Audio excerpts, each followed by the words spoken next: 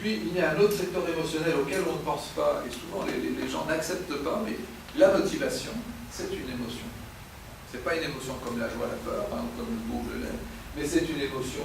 Le fait d'être dans l'intérêt ou dans les intérêts, c'est d'un niveau émotionnel. Et d'ailleurs, ce qui est intéressant, c'est que dans le cerveau, vous avez bien compris que puisque je vous ai parlé de mémoire du monde extérieur et de mémoire du monde intérieur, il y a donc deux circuits d'apprentissage.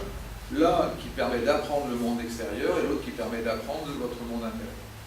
Donc ces deux circuits, bon je n'ai pas le temps de faire beaucoup d'anatomie, mais le circuit de la mémoire du monde extérieur passe par une structure qu'on appelle l'hippocampe qui est ici. Et l'hippocampe, vous en entendez peut-être un peu parler, parce que c'est là que débute la maladie d'Alzheimer. Et l'hippocampe, c'est ce qui vous permet d'apprendre. C'est le point de départ, c'est le point de départ du circuit d'apprentissage du monde extérieur. Tout ce que je vous dis, si vous pouvez retenir demain, c'est grâce à votre hippocampe, mais cet hippocampe il est inclus dans un circuit.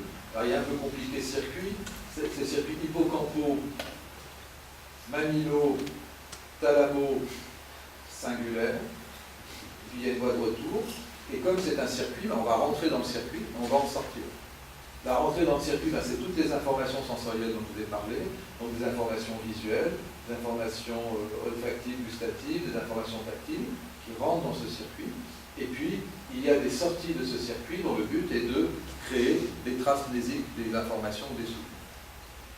Le point important, c'est qu'à un moment, j'ai dit hippocampo, mamilo, thalamo, singulaire. Et cette région ici, c'est le gyrus singulaire. Et le gyrus singulaire, c'est une région qui joue un rôle fondamental dans la motivation.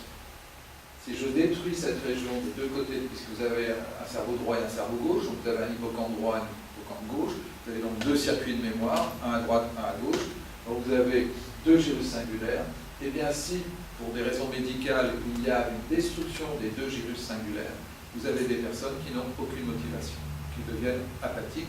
C'est le deuxième inconvénient que subissent ces patients ayant d'Alzheimer. Il y a d'abord la mémoire, mais il y a surtout l'apathie, le manque d'intérêt.